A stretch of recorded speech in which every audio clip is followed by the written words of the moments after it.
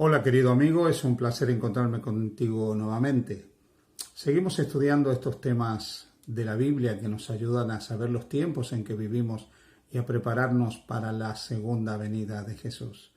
Hemos estado paseando por el libro de Apocalipsis, estudiando el mensaje de los tres ángeles, el contenido de esos mensajes y hablando de aspectos que nos ayudan a comprender qué cosas debemos creer y saber que contribuyen a nuestra preparación para la segunda venida de Jesús.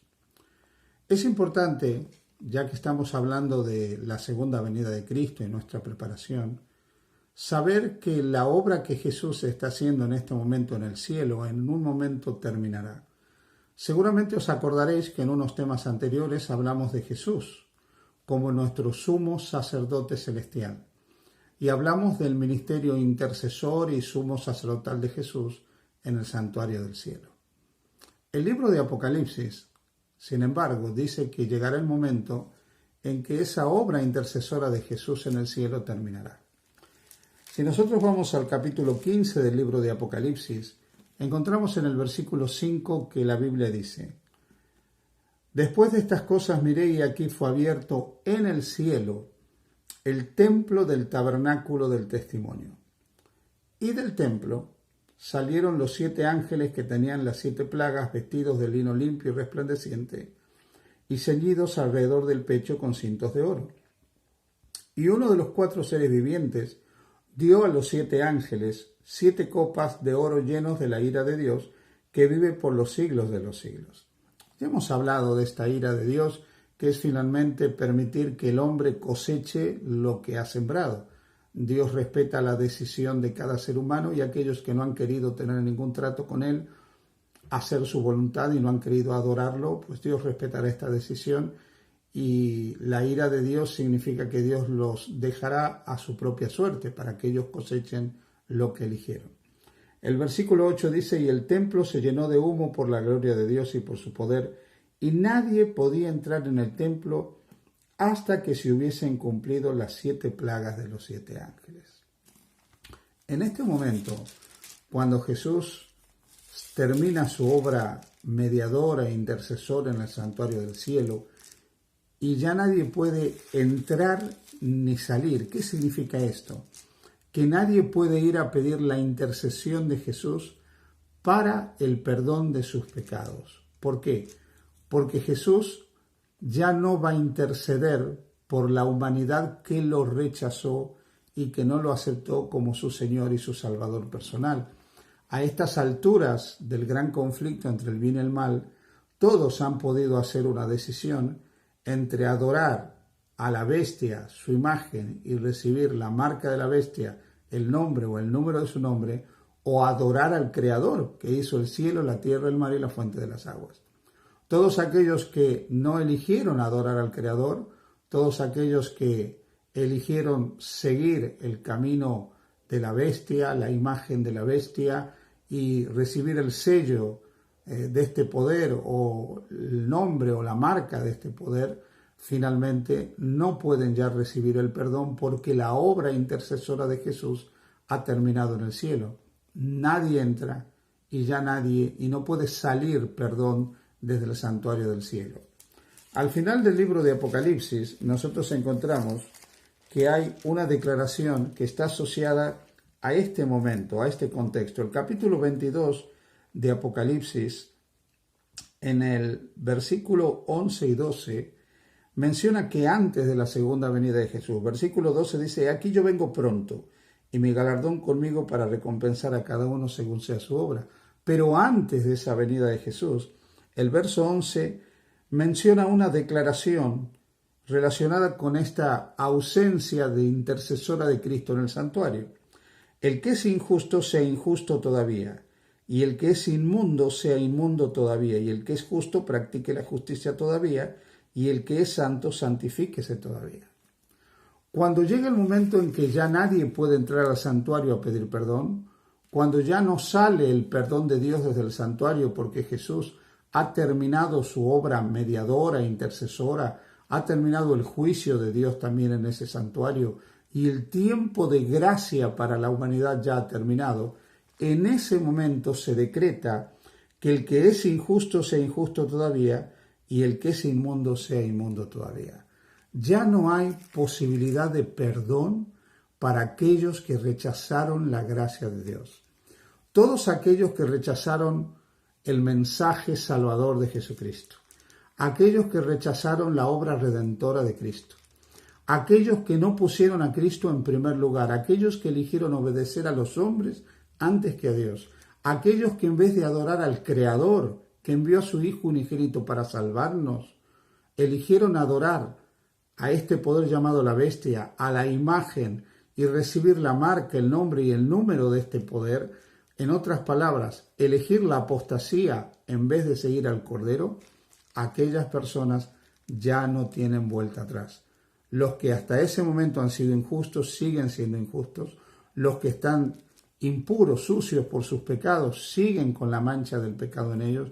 No hay perdón, se ha terminado la intercesión para ellos y no hay más posibilidad de redención cuando el fin del tiempo de gracia termine y Jesús deje de interceder en el santuario por ellos. Pero ¿qué pasa con los que han creído en Jesús? ¿Qué pasa con los creyentes? ¿Qué pasa con los que siguen creyendo en Jesús?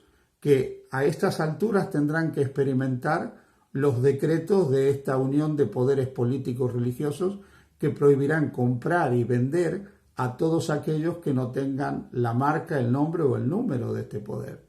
¿Qué pasará con los fieles en este momento? Primero, debiéramos recordar algo que nos dice Hebreos, la carta de Pablo a los Hebreos, cuando habla de la obra intercesora de Jesús. Un aspecto muy importante. En el capítulo 7 de Hebreos, el apóstol San Pablo dice en el versículo 25, por lo cual puede también salvar perpetuamente a los que por él se acercan a Dios, los creyentes, viviendo siempre para interceder por ellos. Jesús siempre sigue siendo el intercesor de su pueblo. Aquí es bueno recordar cómo se producía en los días del Antiguo Testamento la intercesión a favor del pueblo de Dios. Si nosotros leyéramos, por ejemplo, el capítulo 16 del libro de Levítico, que habla acerca del día de expiación, veríamos que el sumo sacerdote de Israel en ese día solemne, en que los pecados del pueblo de Dios quedaban borrados, totalmente eliminados de los registros de Dios, en ese día el sacerdote, luego de ofrecer sacrificios por sus propios pecados, por los de su familia y por los del pueblo, entraba al lugar santísimo del santuario terrenal y allí ofrecía la sangre sustitutoria para el perdón de los pecados del pueblo de Israel. Esta obra solemne representaba la obra de Jesús, que en el santuario del cielo, como nuestro sumo sacerdote, ofrece en el momento del juicio su sangre para que nuestros pecados finalmente sean borrados de los registros celestiales. Durante todo el tiempo que el sumo sacerdote terrenal estaba en el santuario terrenal, en el lugar santísimo, en el día de la expiación, ardía lo que se conoce como el sacrificio continuo. El sacrificio continuo es mencionado varias veces en el Pentateuco cuando se habla de ese cordero que era ofrecido en la mañana y en la tarde por los pecados del pueblo de Israel. Los israelitas, cuando cometían algún pecado y estaban lejos de Jerusalén, no podían llevar la ofrenda sustitutoria en ese momento. Pero por los pecados de todo el pueblo de Israel, que no podía llevar la ofrenda en el momento de sus faltas, ardía continuamente en el santuario un sacrificio continuo. Ese continuo sacrificio era un símbolo, una representación de los méritos continuos de Jesús para salvar a sus hijos, de los méritos continuos de Jesús aplicados a todos los creyentes. Así que mientras el sumo sacerdote estaba en el santuario terrenal, en el lugar santísimo, había un sacrificio continuo por todo el pueblo de Israel. Mientras él cumplía los ritos del día de expiación, había un sacrificio continuo. Cuando él terminaba la ceremonia del día de expiación, había un sacrificio continuo. Y cuando él salía para bendecir al pueblo había un sacrificio continuo. En otras palabras, el continuo siempre estaba a favor de los hijos de Dios. ¿Qué significa esto? Que aunque Jesús finalmente no continúe con su intercesión en el santuario del cielo, aunque ya no pueda entrar a ese santuario nadie en busca de perdón, porque ya Jesús no intercede por los que no creyeron en él, por los que lo rechazaron, aunque ya no pueda salir de ahí el perdón de los pecados ni el don del Espíritu Santo a los que rechazaron la gracia de Dios, Jesús sigue siendo el intercesor y el ayudador de su pueblo. Jesús sigue aplicando sus méritos a favor de su pueblo. Jesús sigue declarando justos y santos a los que creyeron en él. Por eso en ese decreto que hemos leído, mientras para algunos ya no hay vuelta, ya no hay retorno y el que es injusto sigue siendo injusto y el que es impuro sigue siendo impuro, para el creyente sigue siendo justo y el creyente sigue viviendo el proceso de santificación. De tal manera que Jesús le sigue dando sus méritos para él, sigue aplicando los méritos de su sacrificio a favor de él y sigue obrando con su Espíritu Santo en la vida del creyente. Por lo tanto, cuando el tiempo de gracia termine para este mundo y nadie puede entrar al santuario en busca de perdón, Jesús, el Cordero de Dios que quita el pecado del mundo, seguirá siendo el Salvador de todos aquellos que lo recibieron como su Señor y Salvador personal. No tenemos nada que temer si hemos aceptado a Jesús. Él siempre será nuestro Redentor, nuestro Salvador, nuestro Restaurador, nuestro Ayudador. Confía en Jesús. Entrégale tu vida. Que el Señor te bendiga.